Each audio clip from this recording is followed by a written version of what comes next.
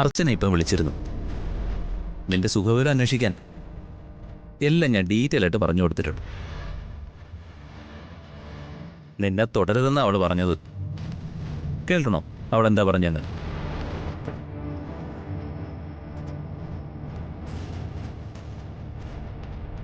അവരുടെ ദേഹത്തൊരു പോറിനെ പറ്റിയ ഒറ്റ എണ്ണത്തിന് ഞാൻ വെറുതെ വിടില്ല. നിന്നെ കൊണ്ട് പറ്റുമെങ്കിൽ നീ അവരെ ഒന്ന് തൊട്ടു നോക്ക്. അപ്പൊ കാണിച്ചു തരാം ഞാൻ. തമ്പാനെ തൊട.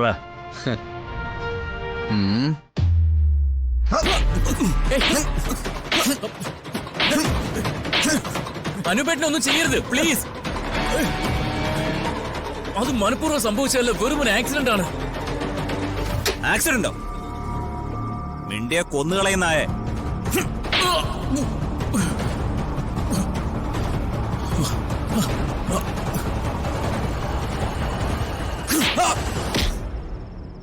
ഇവൻ മനഃപൂർവ്വം അവളെ വണ്ടി ഇടിച്ച് കൊന്നതാ.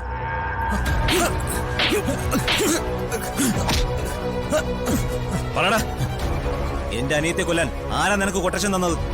എനിക്കറിയില്ല, എനിക്കൊന്നും അറിയില്ല. എന്റെ അനിയത്തിക്ക് വേണ്ടി മാത്രം ഞാൻ ജീവിച്ചത്. അവളെ ഇല്ലാതാക്കി നീ ഇനി ഭൂമിയിൽ ജീവിച്ചിരിക്കണ്ട.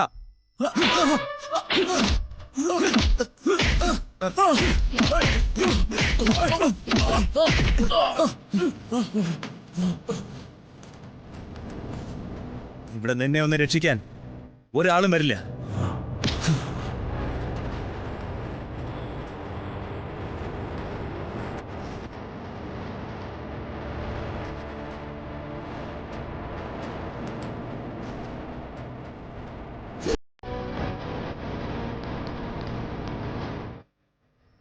തമ്പാനെ,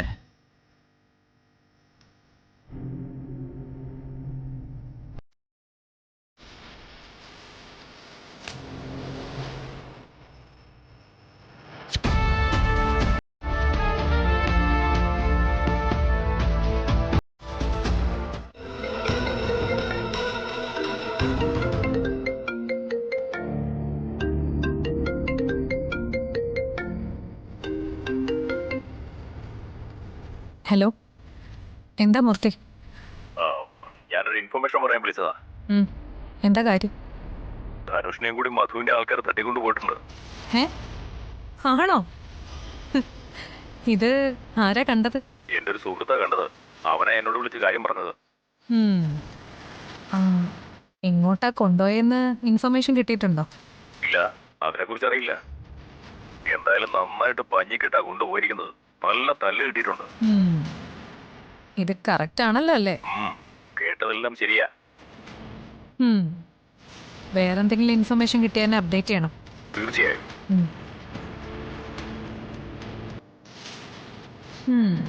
അത് ശരി.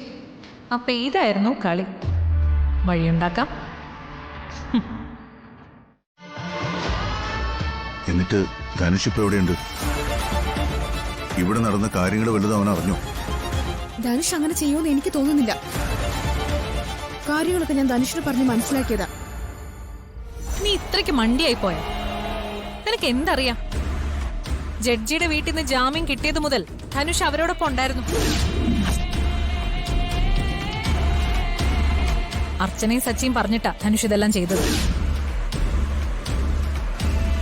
അനൂപിനെ കൊണ്ടുപോയി ഒളിവിൽ താമസിപ്പിച്ചതും ധനുഷായിരുന്നു.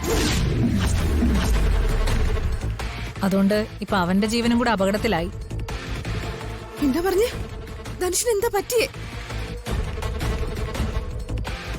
ഇവിടെ നിന്നിറങ്ങിയ ചെങ്കൽ മധു സംഘവും നേരെ ചെന്ന് കയറിയത് ധനുഷ് അനൂപിനെ ഒളിപ്പിച്ചിരുന്ന സ്ഥലത്തേക്കാ. അവരെല്ലാരും കൂടെ ചേർന്ന് രണ്ടെണ്ണത്തിനെയും അടിച്ച് ശരിയാക്കി എടുത്തോണ്ട് പോയിന്നാ കേട്ടത്.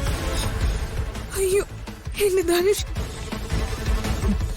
കരഞ്ഞിട്ട് കാര്യമൊന്നുമില്ല. ഇതൊക്കെ ചെയ്യുന്നതിന് മുമ്പ് ആലോചിക്കണമായിരുന്നു. അച്ഛാ, എന്റെ ധനുഷിനെ രക്ഷിക്കണം. അച്ഛൻ എത്രയും പെട്ടെന്ന് പോലീസിന് വിവരം അറിയിക്കണം. പോലീസിനെ അറിയിച്ചിട്ടൊന്നും ഒരു കാര്യമില്ല. അല്പം മുമ്പ് ഈ വീട്ടിൽ നടന്നതൊക്കെ നീയും കണ്ടതല്ലേ? അപ്പൊ പിന്നെ അവരെ കൈ കിട്ടിയാ അത് എന്തൊക്കെ ചെയ്യുന്ന എങ്ങനെ പറയാൻ പറ്റും? മോള് കരയാതെ സമാധാനമായിട്ടിരിക്കും. എന്തായാലും അർച്ചനയും സച്ചിയും പോയിട്ടുണ്ടല്ലോ. അവരെന്തെങ്കിലും സമാധാനം ഉണ്ടാക്കും. എന്റെ ജീവിതം കൂടെ തകർക്കലേന്ന് ഞാൻ അവരോട് 100 വട്ടം പറഞ്ഞതാ. എന്നിട്ട് അർച്ചന നടത്തിയ സച്ചേട്ടനും കൂടെ ധനുഷിനെ വിളിച്ചോണ്ട് പോയില്ലേ? എന്നോട് കള്ളം പറഞ്ഞിട്ടാ പോയത്. ഇനിയിപ്പോ വരുന്നത് എല്ലാവർക്കും കൂടി അങ്ങ് അനുഭവിച്ചല്ലേ പറ്റൂ. അല്ലാതെ ഇപ്പൊ എന്ത് പറയാം. അനൂപിനെ കിട്ടിയ തീർക്കാനുള്ള വാശിയിലാ മധു പോയത്. കൂട്ടത്തിൽ അനൂപിനെ രക്ഷിച്ചവനെ കൂടെ കിട്ടിയ അവര് പിന്നെ അവനെ ഈ ഭൂമിക്ക് മുകളിൽ വെച്ചേക്കോ? മോളെ കരയാതെ, നമുക്ക് എന്തെങ്കിലും പരിഹാരം ഉണ്ടാക്കാം. ഞാൻ അർച്ചന ഒന്ന് വിളിക്കട്ടെ.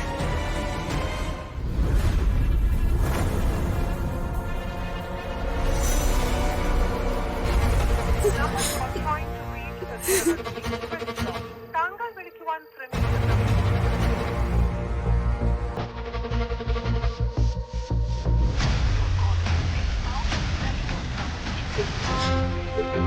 രണ്ടുപേരെയും ഫോണിൽ കിട്ടുന്നില്ല മോളെ.